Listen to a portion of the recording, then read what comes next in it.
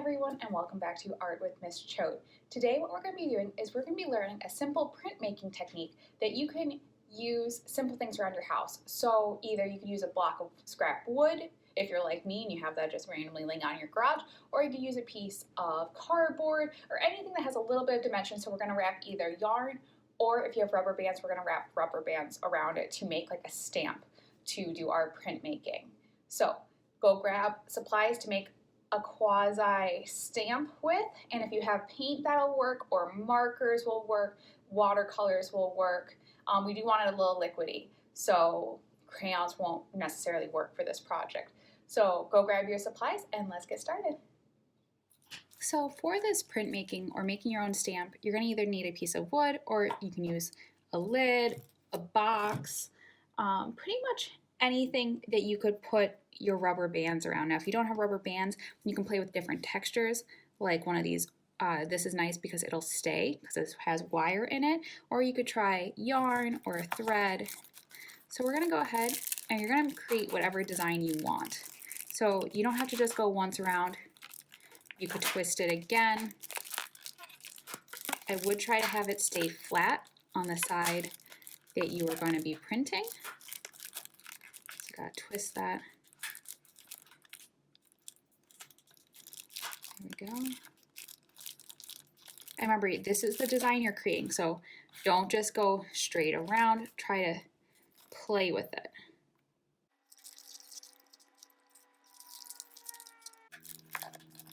You could also cut your rubber bands and glue them onto what you're using, especially if you think you might do this again.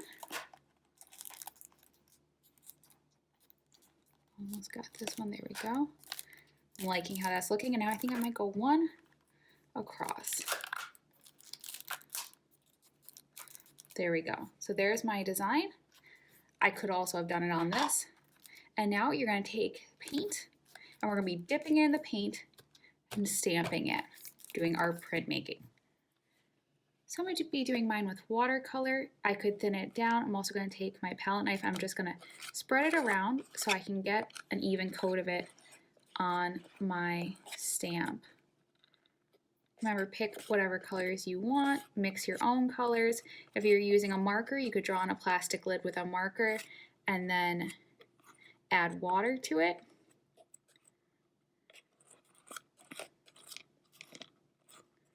And remember, the first time you do it, it's probably not going to come out perfect, so just play with it, see what you get. I'm going to add a little bit of water to this, and let's see what happens. So here we go. I have my supplies ready. I'm going to dip my stamp into my paint. So we can see it didn't apply everywhere, so we might have to dip a few times. You could even take and help it along if you need to. There's no right and wrong with how to do this process, but acrylic paints would probably be the easiest, but that's okay. And now I'm going to stamp.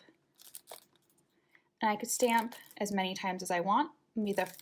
After the first one, the next ones are ghosts because the paint is getting less. And I'm kind of keeping this pattern because I want to do the brown in the other spot. And you can see it's getting lighter and lighter as I go.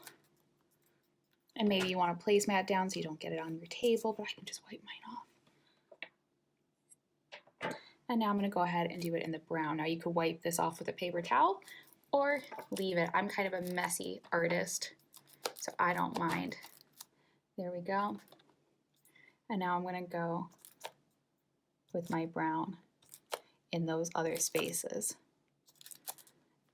And whatever your rubber bands look like, that's what you're going to be getting.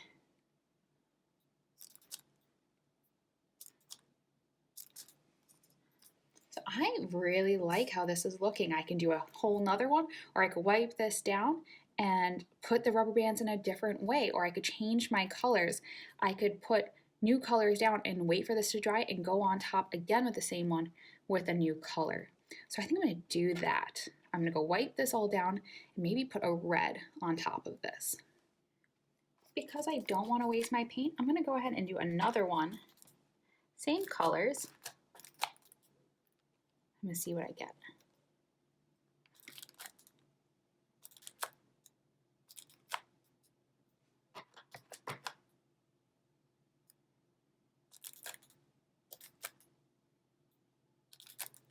And you don't have to fill up your whole page.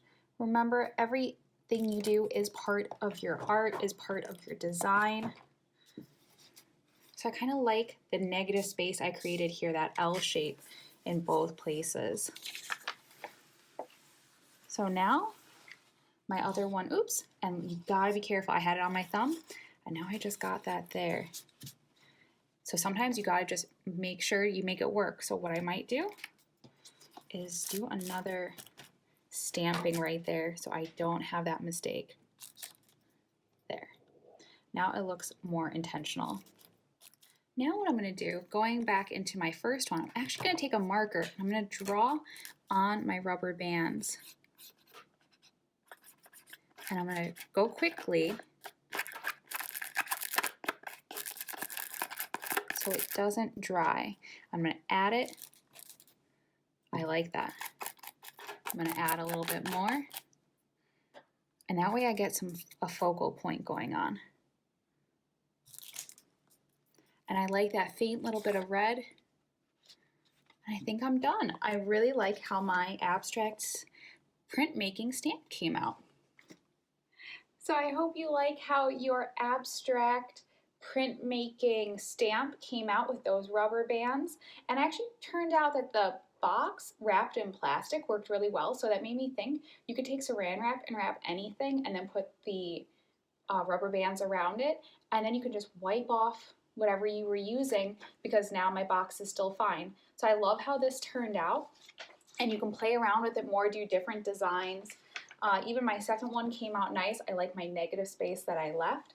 So I can't wait to see how yours came out. Let me know how it went. Give it a thumbs up if you enjoyed this video. And remember, subscribe so you get notified every time I post a new video. Bye, friends.